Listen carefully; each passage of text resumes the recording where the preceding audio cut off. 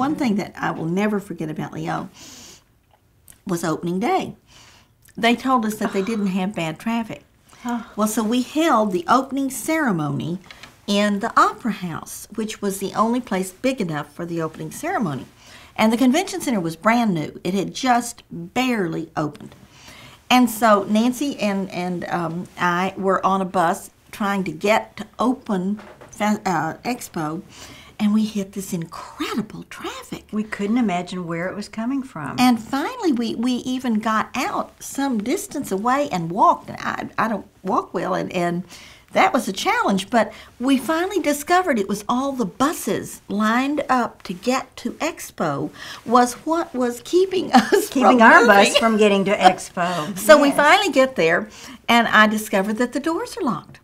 People with tickets cannot get in, even though they're holding their tickets and showing that they have them. So one of the staff came down to let me in, and I said, "What in the world? They're mad. What are we doing?" She said, "The fire marshal won't let us open the doors."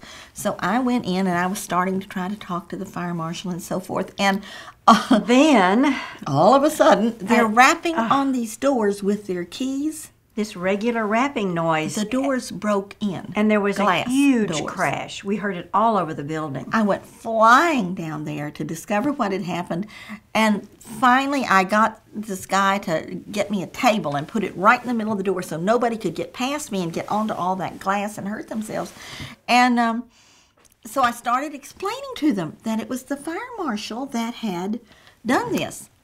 And I couldn't understand because people were pinching me. Yes, they all were. around my ankles. I mean, and I thought, and they were what is angry. going on? They were mad. Yes, they were. Finally, I realized I'm speaking English, and almost all of them are French.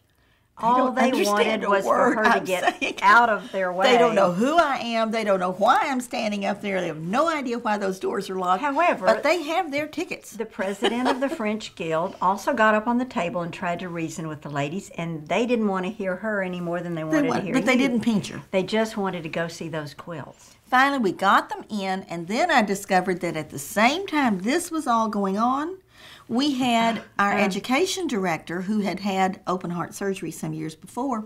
There was a man who was on the floor as she was racing to come and help us. He was on the floor and a little crowd around him, and he was, kind of going an angina attack. He was going a little blue.